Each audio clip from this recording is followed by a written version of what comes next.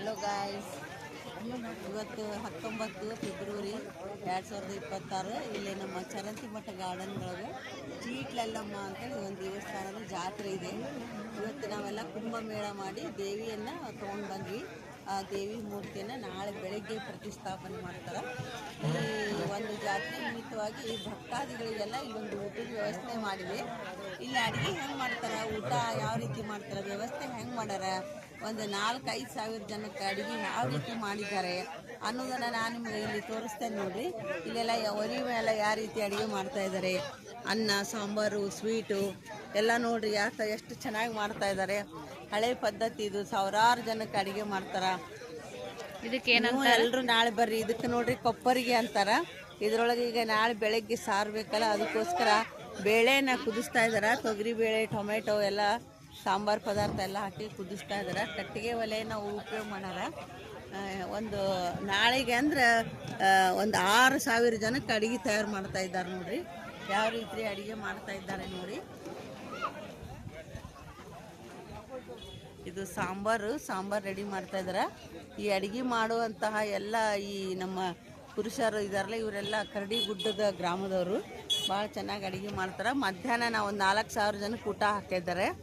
ಮಧ್ಯಾಹ್ನ ಬುಂದೆ ಸ್ವೀಟ್ ಇತ್ತು, ಅನ್ನ ಸಾಂಬಾರು, ಬದನೆಕಾಯಿ ಪಲ್ಯ ಇತ್ತು. ಕುಂಭಮೇಳದವರು ಭಕ್ತಾದಿಗಳಿಗೆಲ್ಲ ಊಟದ ವ್ಯವಸ್ಥೆ ಭಾಳ ಚೆಂದಾಗಿ ಮಾಡಿದರು. ವ್ಯವಸ್ಥೆ ಚೆನ್ನಾಗಿ ಮಾಡಿದರು. ಈ ಒಂದು ದೇವಸ್ಥಾನ ಚರಂತಿ ಮಠ ಗಾರ್ಡನ್, ಚರಂತಿ ಮಠ ಶಾಲೆ ಹತ್ರ ಇದೆ ಫ್ರೆಂಡ್ಸ್. ಭಾಳ ಚೆನ್ನಾಗಿದೆ. ನೀವು ಟೈಮ್ ಸಿಕ್ಕಾಗ ಬರ್ರಿ. ನಾಳೆ ಯಾರಿಗೆ ಸಾಧ್ಯ ಆಗುತ್ತೆ ಅವರೆಲ್ಲ ಬನ್ನಿರಿ.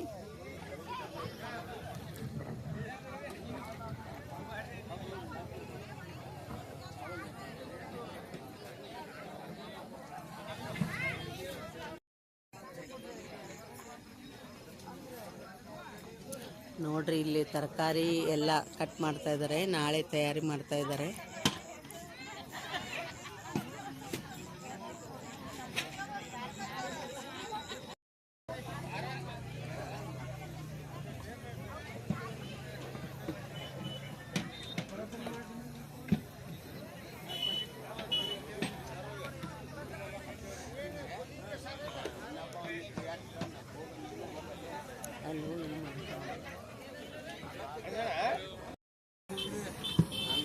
ನಿನಗೆ ಮತ್ತೆ ನೋಡ ಈಗ ಬ್ಯಾಗ್ ತಗೋದು.